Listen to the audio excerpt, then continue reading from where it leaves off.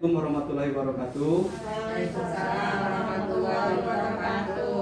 Selamat pagi Bapak-bapak, Ibu-ibu. Gimana kabarnya hari ini? Alhamdulillah sehat, alhamdulillah Pak. Perkenalkan, nama saya Karismaan. Saya sebagai Promkes Puskesmas Sebelas Hilir akan memberikan sedikit penyuluhan ya Bapak-bapak, Ibu-ibu ya. Sangat Pak. Masuk Bu. Oke, baiklah, pagi ini saya akan memberi sedikit penyuluhan tentang hipertensi. Hipertensi atau tekanan darah tinggi adalah suatu keadaan di mana tekanan darah sistolik itu lebih kurang 140 mmHg dan tekanan darah distolik itu lebih kurang 90 mmHg. Siapa saja sih yang beresiko mengidap tekanan darah tinggi? Yang beresiko itu yaitu kegemukan atau yang kelebihan berat badan dan diabetes, adanya riwayat hidup hipertensi dari keluarga, konsumsi garam yang berlebih, malas bergerak atau kurangnya aktivitas fisik. Ya. Terus sering merokok atau terpapar asap rokok atau yang sering disebut perokok pasif. Dan stres yang tidak dikelola. Ya, itu bisa menyebabkan darah tinggi ya. Ya. Nah, apa saja sih faktor-faktor yang resiko hipertensi? Di sini ada yang tahu nggak, ibu-ibu, faktor-faktor resiko terkena hipertensi? Yang banyak makan garam enggak itu biasanya? Bisa. Umur. Nah itu ada tulisannya umur. Benar ibu ya. Ibu siapa bu namanya bu? Ibu Santi. Ibu Santi dari mana bu? Ya, dari Kandaulas, 10 Ilir. 10 ini. Benar sekali bu Santi ya. Itu dari umur, riwayat keluarga dan jenis kelamin. Nah, biasanya yang sering terkena hipertensi ini perempuan atau laki-laki bu kebanyakan? Laki-laki bu ya. Ya benar sekali. Ya, karena sering merokok. Yang gendut. Benar. Kurang olahraga. Nah, ini ada faktor yang dapat dirubah dan tidak dapat dirubah. Nah, yang tidak dapat dirubah itu umur, riwayat keluarga, dan jenis kelamin. Sedangkan yang dapat dirubah itu perilaku merokok. Itu kan merokok bisa kita kurangi. Makan nasi bungkus setiap hari. Nah, itu bisa menyebabkan kolesterol itu bu, kolesterol nasi padang. Kurangi. Kurang feeling. Oh, iya jalan-jalan Pak, biasa Iya. Nah, Jalan-jalan dong. apa saja sih gejala-gejala hipertensi? Nah, yang pertama itu sakit kepala atau pusing.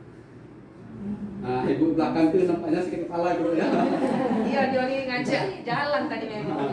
Jantung berdebar atau sakit di dada, gelisah, penglihatan kabur, dan mudah lelah. Kabur. Ya. Nah, ini komplikasi karena hipertensi yang tidak terkontrol ya Bapak Ibu ya.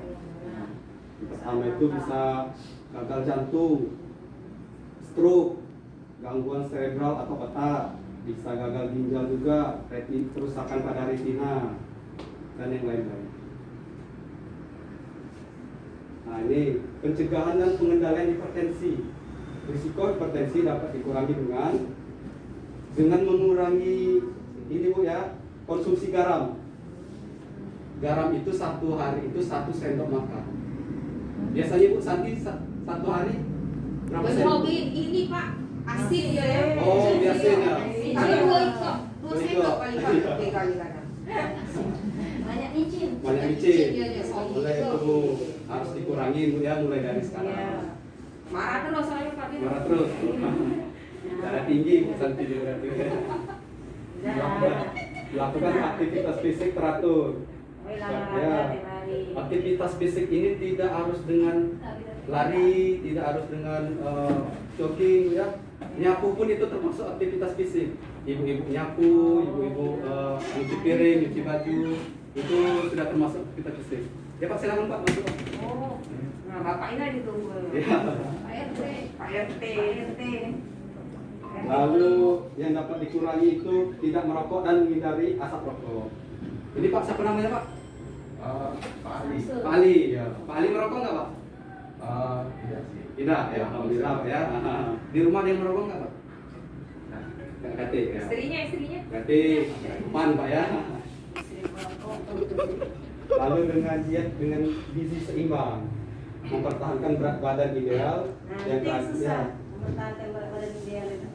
kenapa susah Bu? Naik terus. Naik terus. Nah, sering-sering olahraga Bu. Ya, lalu yang terakhir menghindari minuman yang beralkohol.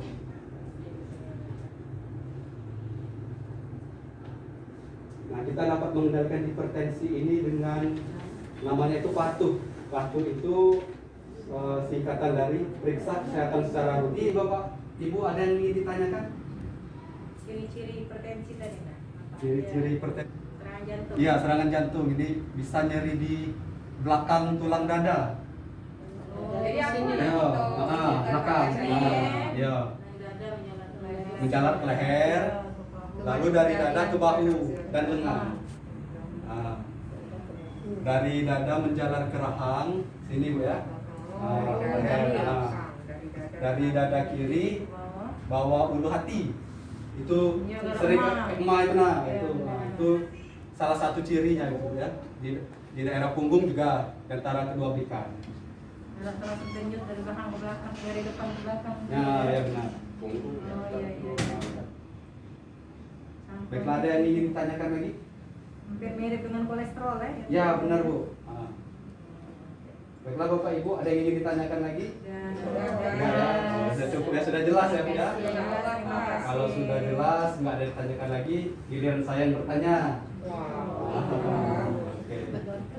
Sekarang Ada price-nya Pak? ada nanti Bu. Itu Ibu yang di belakang siapa namanya Bu? Ya. Nah, Ibu Anya ya. Oke. Bu Anya, saya mau bertanya nih. Tekanan darah normal itu berapa itu? 100. Iya. Bu Anya. Benar sekali Bu Anya.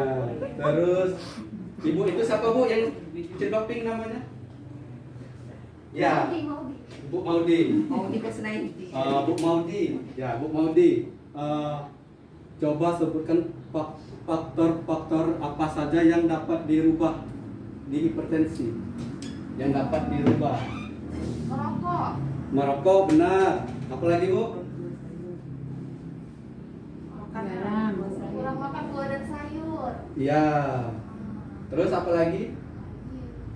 Aktivitas fisik. Aktivitas fisik baik.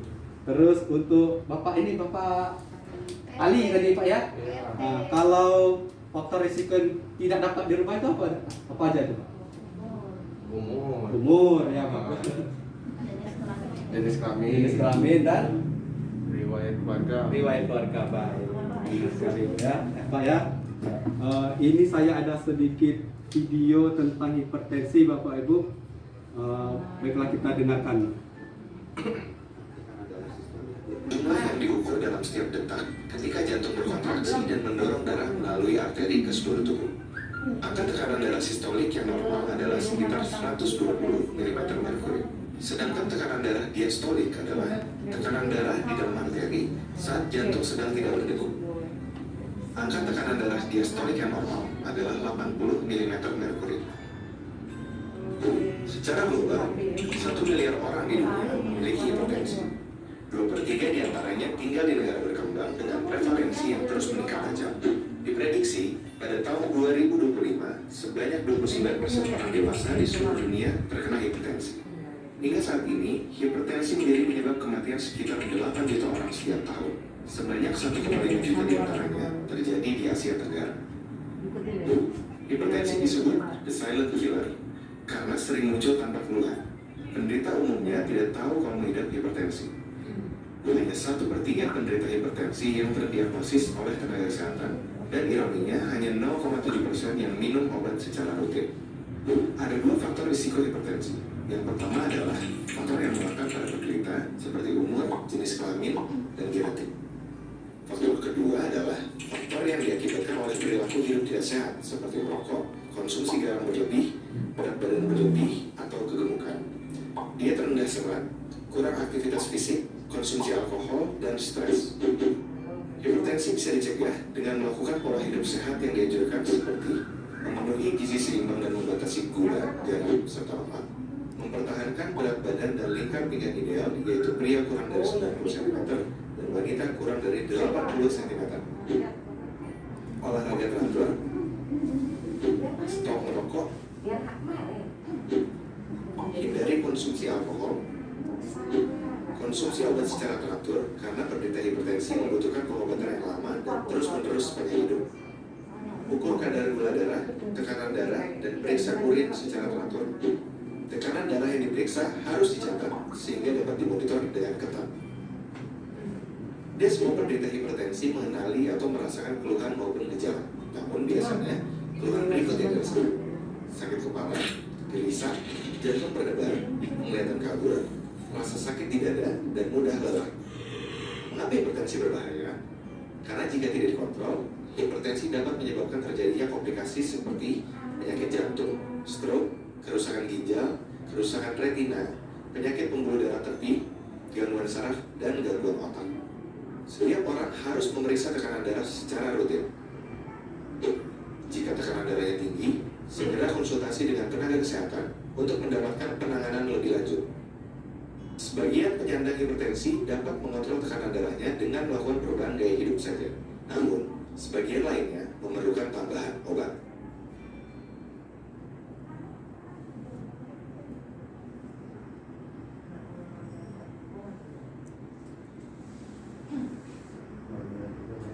Oke, itulah video tentang hipertensi ya Bapak-bapak, Ibu-ibu. Apa ada yang mau ditanyakan lagi? Sudah jelas Bu ya Pak ya? Oke, baiklah. Mungkin itu saja penyampaian singkat dari saya. Saya akhiri. Wassalamualaikum warahmatullahi wabarakatuh.